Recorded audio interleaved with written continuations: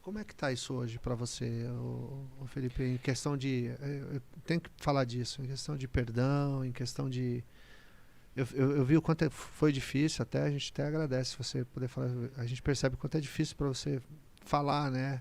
É mais fácil hoje eu contar do que era há um ano atrás. Uhum. Cada vez que eu conto, eu consigo mais força, entendeu? Mas é fato que já aconteceu em podcast de que eu não suportar, porque vinha algum tipo de lembrança que eu ainda não tinha Claro, trabalhado. claro, claro. Tem muita coisa que eu lembro hoje que eu não lembrava um ano atrás, porque o meu cérebro foi liberando gradativamente, Bloqueou, entendeu? né, de alguma Bloqueou maneira. para que eu sobrevivesse, Sim. entendeu? Então, por exemplo, não lembrei, eu fui lembrado. Uma das mães de um dos presos da mesma cela que eu escreveu para mim. Ela me viu na TV. Quando o filho saiu da prisão e me viu na TV, ele falou: esse cara salvou a minha vida. E eu não lembrava disso.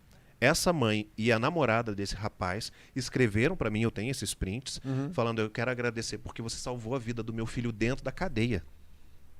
E eu não lembrava disso. E aí ela me contou que ele era um playboyzinho da Zona Sul, acho que se envolveu com alguém, plantaram drogas, e ele foi preso por causa disso. Chegou lá, ele teve uma crise de pânico. E tem uma regra na cadeia: não passe mal. Porque se você passar mal,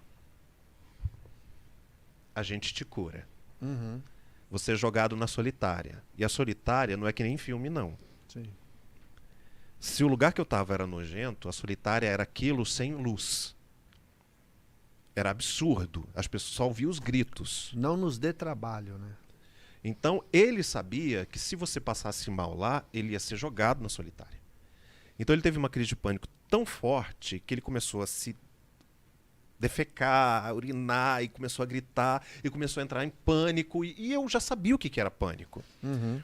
E então, o que eu fiz?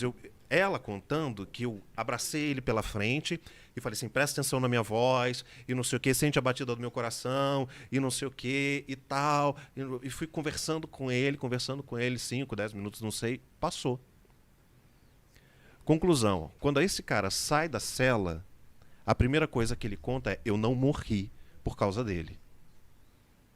Então, assim, eu tinha bloqueado isso também. Uhum. Como devo ter bloqueado muitas outras Sim, coisas que eu não lembro. imagino. Mas à medida que eu conto, eu sofro menos. Óbvio, perdão foi muito difícil.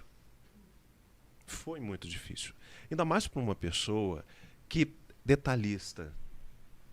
Ainda mais para uma pessoa que, como um boi, fica remoendo situações. Eu sou assim. Eu lembro de...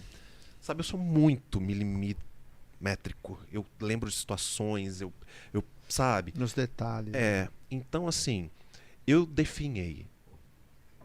O meu corpo atrofiou. Eu perdi 25 quilos. Eu já não ficava mais em pé. Estava com depressão, transtorno de estresse pós-traumático, síndrome do pânico, transtorno de adaptação, ansiedade. Tenho tudo isso em laudos. E eu vi que eu ia morrer. Não pelo que fizeram comigo, mas porque eu continuava fazendo. Sim. A quantidade de lixo que eu estava absorvendo como uma esponja, de tudo aquilo que as pessoas falavam de mim e de tudo que criavam, e inclusive de não ver justiça acontecendo. Porque eu podia aparecer diante de Deus e dizer: minhas mãos estão limpas. Se eu comparecer diante do tribunal de Deus, eu não tenho medo nenhum. Mas toda a nação e fora da nação diz que eu sou um monstro. Saiu reportagens minhas na Alemanha, em outros lugares, sobre um padre de Ratisbona que estuprou 500 crianças de um coral. Os veículos de informação não tinham a foto do padre, colocavam a minha. Caramba!